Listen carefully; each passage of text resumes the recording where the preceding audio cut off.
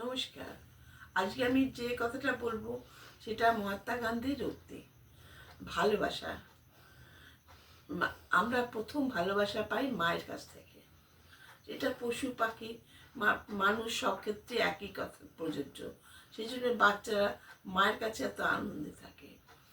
ভালোবাসা পেলে একটা গাছও নেচে ওঠে। এটা যারা গাছের যত্ন করে তারাই তারাই উপলব্ধি করতে পারে।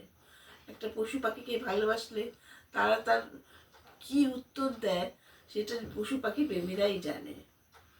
যে মানুষ খুব রুক্ষ, তার জীবন বিশ্লেষণ করলে দেখা যাবে সে কোনোদিন ভালোবাসা পায়নি। ভালোবাসা থাকলে ভালোবাসা না থাকলে প্রাণ সঞ্চার হয় না। ভালোবাসা মানুষকে জীবন্ত করে তোলে। মানুষ ক্ষুধার্ত হয় খাবারে নয়, ভালোবাসায়। ভালোবাসার অভাবে কত বিচ্ছেদ হয়, আবার ভালোবাসা দ্বারা কত বড় বড় সমস্যা মিটে যায়। ভালোবাসা চমৎকার এনে দেয়। স্বয়ং ভগবানও ভালোবাসা চায়, তাই জন্য ভক্তের হৃদয়ে ভগবানের বাস।